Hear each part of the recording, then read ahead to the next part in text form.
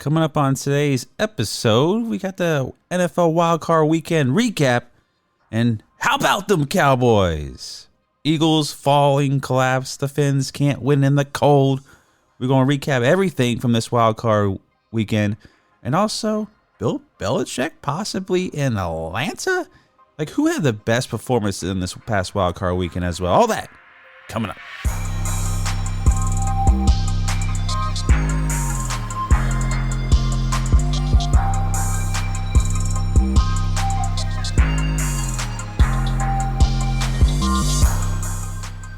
Hello, everybody. Welcome to this episode of Sports Talk from the Crib. I'm your host, Tanner Christian.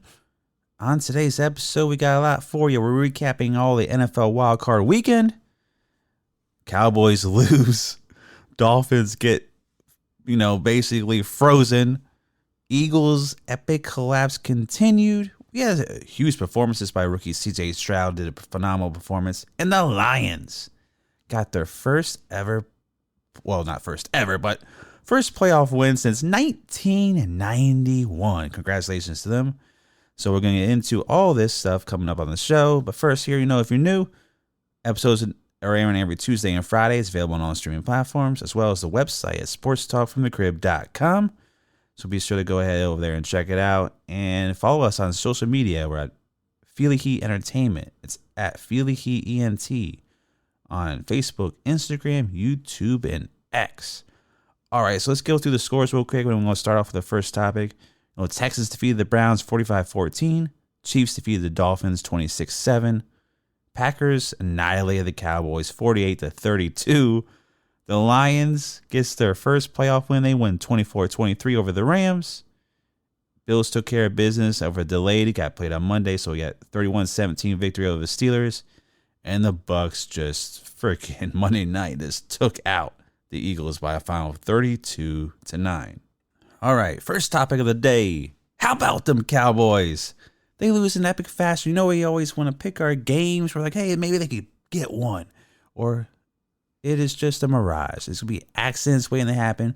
Get your hopes up, Cowboy fans, because you're going to lose. And that's exactly what happened. The Packers took it from the opening kickoff, just destroyed the Dallas Cowboys. I mean, look at these numbers. They made their defense look like nothing out there. They had Aaron Jones, 21 carries, 118 yards on the day, 3 touchdowns. Romeo Doubs was just cooking in that zone that Dallas was having, 6 receptions, 151 yards and a touchdown. And Jordan Love, in his first career playoff game, goes 16 of 21, 272 yards, and 3 touchdowns. He looked damn good. But Dak, you may look at his stats and be like, hey, 403 passing yards, 3 touchdowns. But he did throw 2 picks, but a lot of those passing yards came in garbage time when they're down at 1 point in the game. 27-0. It was just an annihilation in Jerry's world. Number 2 seed, they got into that number 2 seed because of that so-called call that screwed Detroit over from it. So the Dallas got the 2 seed. Packers get in on the last week of the season, capturing that final spot in the wild card. They go into Dallas, take victory, and it's just 12-4 in the year. Dallas, again, another 12-win season, but out in the first round. Another alarming stat from this is just Dallas Cowboys had 0 sacks on the game. 0. So laying up all those yards, not getting after the quarterback. Where was Micah Parsons during this game? Where was DeMarcus Lawrence? Where were they? I didn't see them. They weren't out there making any kind of plays, I tell you that. So they were just disappeared. And Matt LaFleur coached one heck of a game against the Cowboys. That was the biggest takeaway I looked at. He really outcoached Mike McCarthy, Dan Quinn. He outcoached him. And it was glaring, especially the route running they had with Romeo Doubs. They were setting up Cowboys looking at, hey, they've been running this all year on tape. And, Matt LaFleur switched it up a little bit. We're running those deep crossing routes, but turning back in toward the other side of the field. That's why Romeo Doubs was open the majority of the night on those big passing plays. Just sitting in the zone as well as this basically pitch and catch. And another Dallas Cowboy first round exit. And it's just, hey, those Cowboy fans, I feel you. You know, this is a lot of fan bases are feeling after a wild card weekend. But Dak Prescott, this guy is going to account for almost $60 million against the cap next year. So they're going to have to ride with him. Can't do anything with that. Mike McCarthy's still under contract for another year. Is it time to move on from Mike McCarthy? Because, the guy is just dominant in the regular season. He took over play calling this year. And you think about it, are you going to be getting any better? What's going to get you over the hump? And I don't know if I really know the answer. Because you look at their team, like, very talented. You got your guys. For some reason, Dak and CeeDee Lamb, they weren't connecting at all, especially that first quarter. Seemed like they're off, talking on the sideline. They're not on the same page. This doesn't make sense. But damn. Dak Prescott's going to be looking for another extension. You going to let it run out this time? Probably going to have to. Maybe seek a trade going into next year or something. Mike McCarthy didn't have his team prepared. Dan Quinn, defensive coordinator, he's going to be on a lot of head coaching candidate list for, got 7 opening jobs, I believe, right now in the NFL. He's interviewing for head coaching spots. He may be gone. But after letting up 48 points, do you really deserve a head coaching job? I don't know about that. But this goes to show you that the Dallas Cowboys going this offseason is going to have a lot of questions. Who they're going to bring back, who they're going to get rid of. And if Mike McCarthy's going to stick around being a head coach, rumors Bill Belichick. I can't see Bill Belichick coaching Dallas with Jerry Jones up in that booth. I can't see that. But possibly moving on from Mike McCarthy. He still has a year left. Knowing Jerry, he may let that year ride out with Mike McCarthy and give it one more shot. Let the deal expire. He seems to keep on his head coaches a little too long. Look at Jason Garrett. So I expect Mike McCarthy to still be a Dallas Cowboy head coach. I expect him to run it back one more year and try. Jerry, you're 81. Time is now. The clock's ticking. He wants to the Super Bowl, but if he can just get out the way a little bit, maybe they can pull it off. But if you have this kind of same coaching staff around next year, I can't see it happening. I see it being even worse next year. All right, let's hop into the next topic. Another struggling team that went into the cold. -4 degrees. Felt like almost, was it -27-ish? On the wind chill in Arrowhead. Kansas City had a big victory, 26-7. Looked unfazed. Pat Mahomes could get. Dolphins were just depleted on defense. They couldn't get any pressure. They called a lot of cover zero blitzes, and this didn't work. They couldn't get at the quarterback. Couldn't get at Pat Mahomes. He had to scrambling on his feet when he did get some pressures and got first downs on it. There's going to be a lot of questions with Miami Dolphins. Where do they go from here? They got a lot of questions. Phillips and Chubb, they're going to be coming off ACL injuries. They're not going to be ready to start this season. Usually it takes, even when you come back and play, usually it takes a minute to feel comfortable. They're going to be $40 million over the cap. Tua Tagovailoa, got a big decision on him. Chris Greer, the GM, has already said one of his focuses are to extend Tua. He's playing on his 5th-year option this year. It's at $23 million, so that's guaranteed. And judging off this offense, Chris Wilkins, free agent. You're going to have a lot of Van Ginkel. There's a lot of free agents coming up from Miami. They're going to make a decision on Xavier Howard, who could be a post-June 1st cut, most likely. We have Terron Armstead, left tackle. He may just retire. So it's going to be a big hole there. This Dolphins team went kind of all in this year and didn't work out. So they couldn't win against winning teams. They struggled against winning teams. Against those non-playoff teams, they're averaging 35 points a game. against winning teams is a mere around 17. So, and this one, 7. I know it was cold. They're out there like freezing their butts off, but damn. Tua led the league in passing yards. And this is where I look at it this way. It was more of a mirage with this too. Kind of like what we're going to get into in a second, the Eagles. Stats, to me, were overblown. Yes, they had the number 1 ranked offense, highest point percentage per game, and all that stuff. But they beat up on the bad teams like you're supposed to. Couldn't win against the Chiefs. Couldn't win against the Ravens. Couldn't win against the Bills. So it's like, it's just what it is. The Dolphins, high explosive offense, looked. I just don't get the play calling either by Mike McCarthy. I think he deserves some blame, especially for this loss, because he was going back to the book. Same play calls he's done all year long, trying to fit the ball in, first read to Tyreek Hill. And if it was for Tyreek making that comeback catch and getting a touchdown, Dolphins would have been shut out. But it's always the same pattern. Sit in the zone, try to get over the linebacker in between the safeties, try to drop the ball into that little hole, and come up with a catch. It didn't work this game. They had all the weapons back. Jalen Waddle was back. Raheem Mostert was back. But for some reason, Mike McCarthy refuses to run the ball when it works. Raheem Mostert in the cold weather should have gotten the ball more. Achane should get the ball more. In the run game, you shouldn't have 6 carries here, then 2, and then 4. Like, it doesn't make any kind of sense. You going to give this man 8 carries on the day? I don't understand.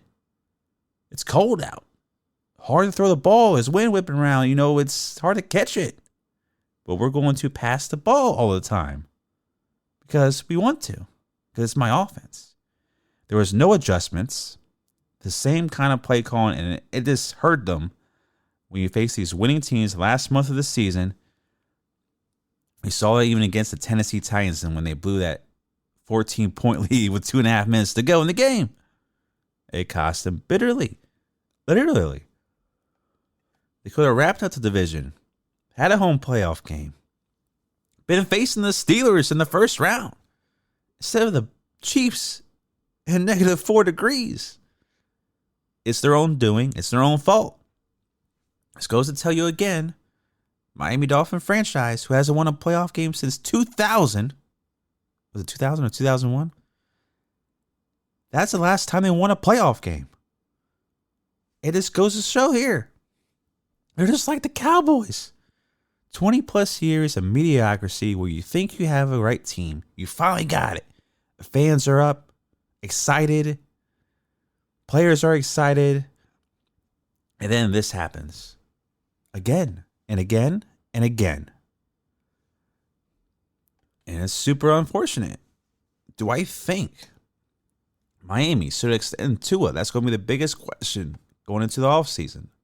And I'm sorry. I know he led the league. I know that, hey, he was MVP candidate. But hey, I don't care.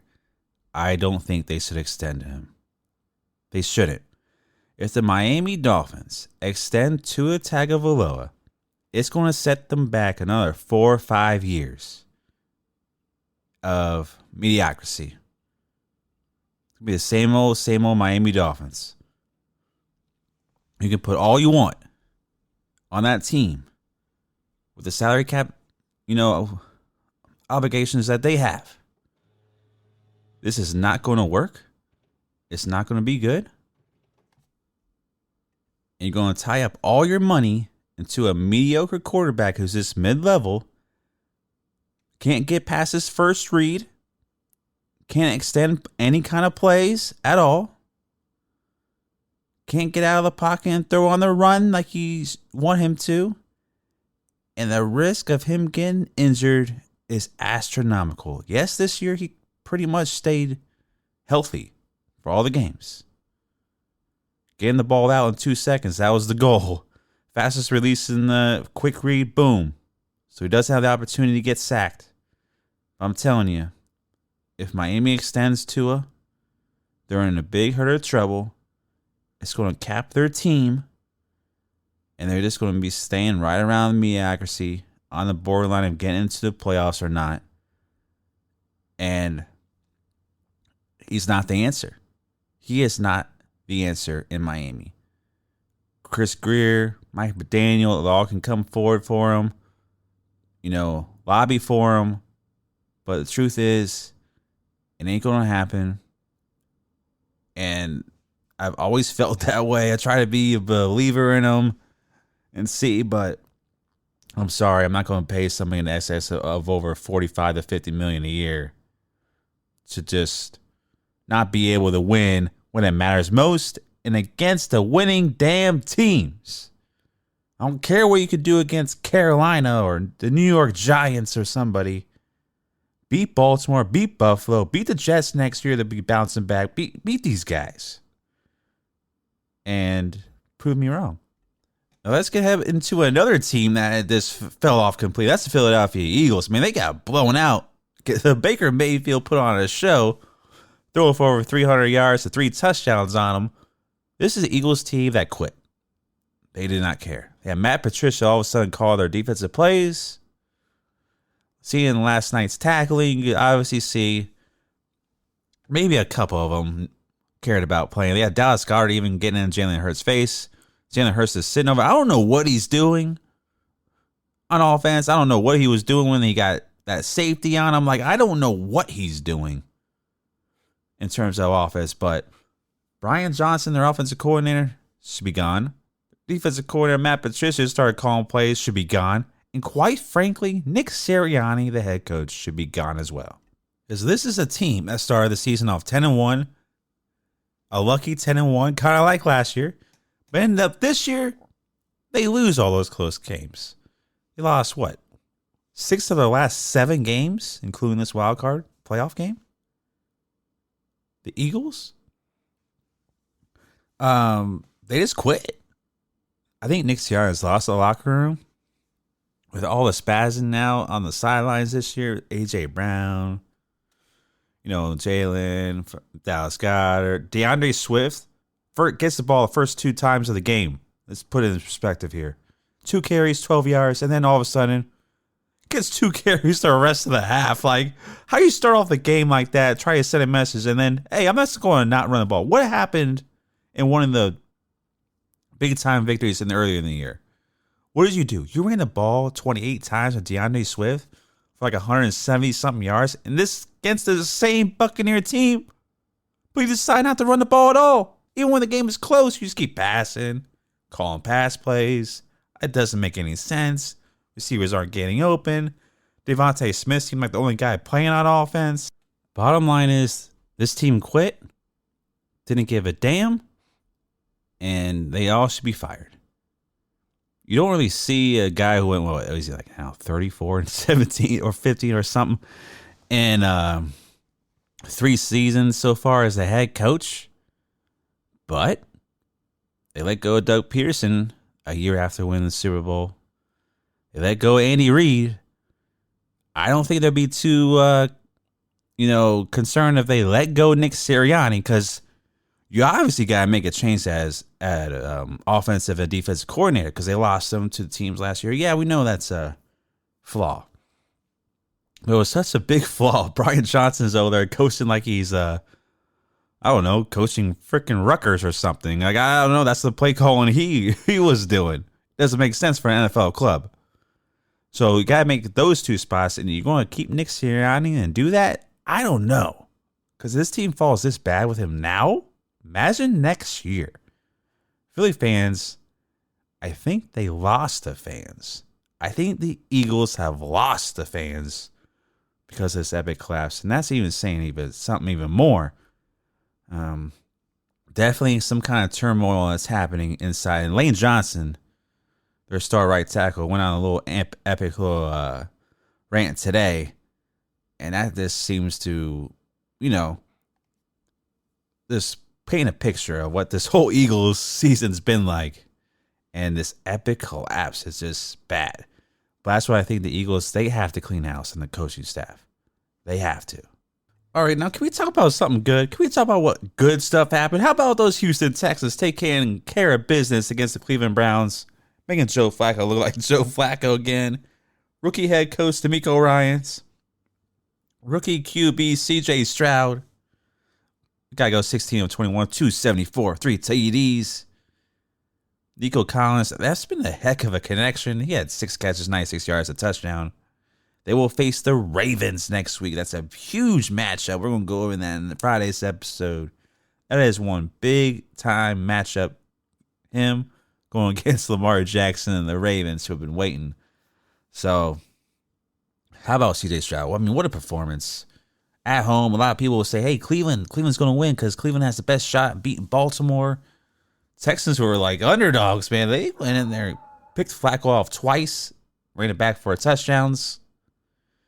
So, big-time win for him. I mean, CJ Stroud's his truth. So, very happy for him. And also, the Detroit Lions getting their first playoff win since 1991. Jared Goff getting his revenge. I know he didn't want to say his revenge game against the Rams, but the guy goes 22 of 27, 277 yards and a touchdown. They get the host, the Bucs, next week. So, another home game in Detroit happening next week. And Eminem was in the crowd. He had Lose Yourself playing over the thing there, the whole crowd chanting it and whatnot. So, Detroit's fired up. They deserve it. Congrats to Dan Campbell, who's gotten this team turning around so much. One great head coach in this league. And gave the ball to Jared Goff and basically just said, hey, you're good enough for us, man. Congratulations. So that was a good thing to see that happen. And this real quick before we get out of here, this is the final topic. Like, do we really think Bill Belichick, he met with the Atlanta Falcons, do we really think he's going to accept that job? I mean, I don't know. It's NFC South. It's good to be had, you know. Is he trying to take a page out of Tom Brady's book? We know he went to the Bucs. He's kind of saw an opening. Hey, I got a window here. I can win here really quick. And he did his first year. Is Bill Belichick possibly thinking that, hey, I know Baker Mayfield and the Bucs are in the playoffs. They won their game. Saints were kind of had a little bit of a down year. You know, Panthers are kind of down. They don't know what they're doing really as their organization. Stepping into Atlanta, who went 7-10 this year. They played very good on defense, actually. Their offense struggled. They got to figure out that QB situation, but possibly Justin Fields, I think it'll just be a perfect fit for that offense. But we'll see what happens. Honestly, I didn't really see it at first. He only needs 14 more wins to be, you know, he's in the back of Don Shula for all-time wins in NFL history. I think he wants to get that record, so I can see him coaching somewhere this next year. Where, I don't know, but Atlanta, it's actually looking kind of interesting. Because I know he wants me to take a lesser team that on the come up, you know, and possibly coach them. So I think that's what he's looking for. I don't think he wants to be like a, you know, Dallas or Philadelphia type. If those jobs become available, I can't even see him taking it. But you never know. You never know what Bill Belichick's going to do. Maybe he does want to take this Atlanta job. Maybe it's just kind of seeing what else, other kind of openings become available. But I expect a few teams to at least make a call. And if nobody else does, and he goes to Atlanta, I mean, what a big time hire that would be for the Atlanta Falcons, though. I think they'll be really relevant, especially next year in that NFC South. It'd be a team to really watch. So don't discount it, but we'll see what happens. All right. That's going to do it for today's episode. I want to thank you all for joining me here on Sports Talk from the Crib with your favorite sports host, Terry Christian. Remember, new episodes are airing every Tuesday and Friday. It's available on all streaming platforms, as well on the website at sportstalkfromthecrib.com. Be sure to check us out on social media. We're at Feel the Heat Entertainment. That's at Feel the Heat ENT. Facebook, Instagram, YouTube, and X. Thank y'all for joining me. Enjoy the rest of your day. See ya on Friday.